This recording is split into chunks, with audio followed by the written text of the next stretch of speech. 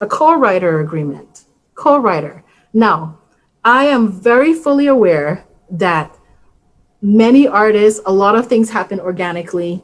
This is not where, and I talk about my sister all the time because she's very much a creative type, and we bounce ideas off each other. And the very first thing I always say is, did you get that in writing? Do you have anything to show me that you've put something down? Oh no, because she's in that creative space, people work together, and I'm all for that, and that's completely wonderful.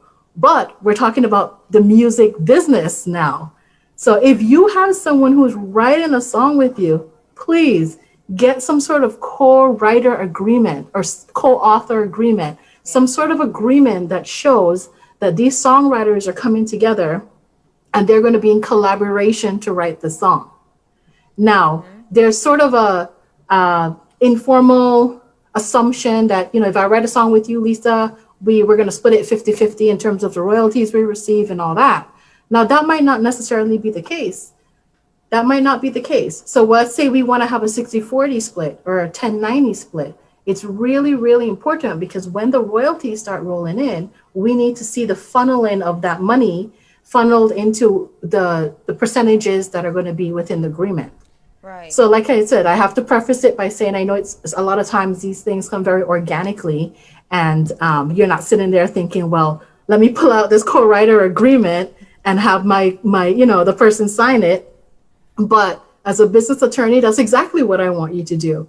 Even if you follow up with, okay, great, you can write this song with me, but I need for us to have some sort of understanding or some sort of agreement of how these royalties are going to be split. And more than likely that person is going to say yes too, because why would they not want that? Why would you want to fight with someone over a song, right? So it's better to have these things written down. I'm all for having everything in writing because you don't want that lawsuit between co-authors to happen where you say, I wrote the song, but you never give me credit for it. I deserve those royalties. Because at the end of the day, that's what it comes down to, is that if you're not getting paid for work that you've done, you're going to want to take that person to court. And we see it all the time in the music industry. Yeah. Someone takes someone to court for something that should have been credited to them, and not just credited, but they get paid for it, because that's the most important part. You get paid for your work. Yeah, those things, I realize those things tend to slip through the cracks, especially when two friends are working together. Like, oh, that's my friend, and they just let things go by until the song that they wrote or the it's now making millions. It start making, and then it becomes an issue. So it's good to get those things in stone at the very beginning so you can avoid any problems in the future.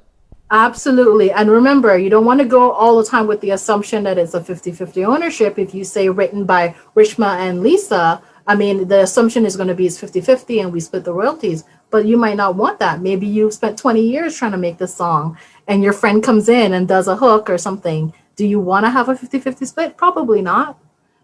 So again, this is not for us to try to deter you from having people on board.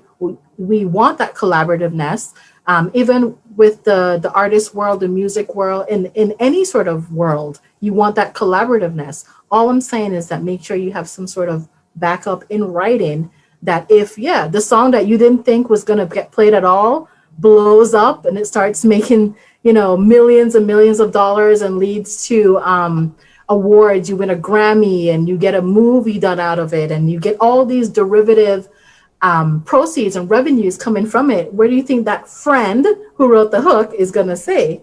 Right. Are they going to let it slide? Maybe, who knows? But just to be fair to you're shaking your head no.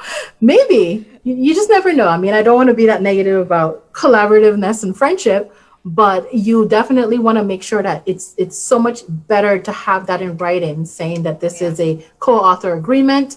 We wrote, XYZ song together, and this is the percentage of breakdown that we would want, or just something as simple as that. The content on Minding Your Business is for informational and educational purposes only and should not be construed as specific legal advice. This show discusses general legal issues affecting business owners. Opinions of the guests are not necessarily that of the show. If you need assistance with your specific legal issue, please consult with a licensed attorney.